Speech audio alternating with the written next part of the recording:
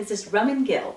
Welcome to episode 25 of the 10,000 Trade Show, where we are mastering trading and creating excellence through the deliberate practice and analysis of 10,000 trades. In this episode, I will share with you a very special trade setup that happens occasionally. We will take a look at what this setup looks like because it has some unique characteristics. We will look at how to enter the trade, where to put your stop loss, and like always, where to exit the trade with a profit. Let's go on to the charts now.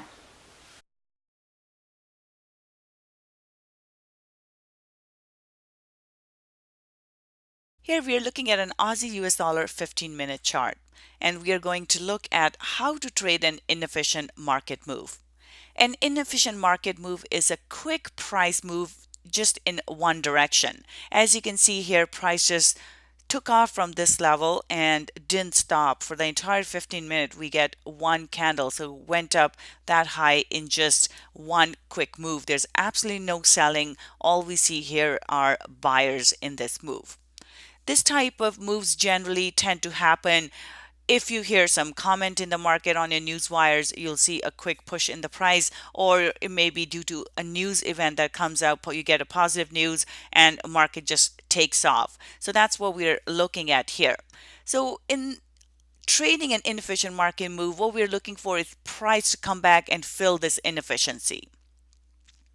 So the opposite of inefficient move is an efficient move, which means there's enough buying and selling come in the market where the price moves like this. It just goes up and down, and price will go where the price wants to go, not one quick push. So when we get the quick pushes, generally the price will come and fill this inefficiency.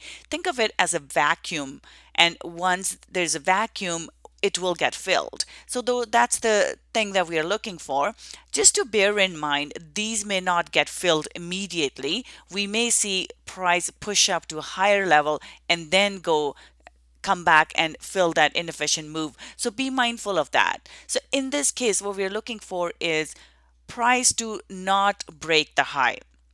So you have to wait for the price to just come back, and as you can see here, price next time the price goes higher, here it doesn't break the high, here it doesn't break the high. So once we get this bearish engulfing candle here, this is our sign to enter the trade.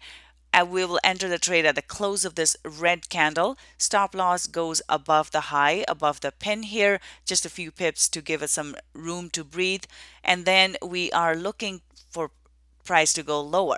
In this case, we see that the price has pushed up slightly. However, we do get reversals here and price starts to go lower. So in this case, if you've missed this entry, this is another place to enter short here as well. Again, your stop loss would go above the pin, and in this case, your actually stop loss will be slightly less than it will be at this entry point. So either of these entries are good.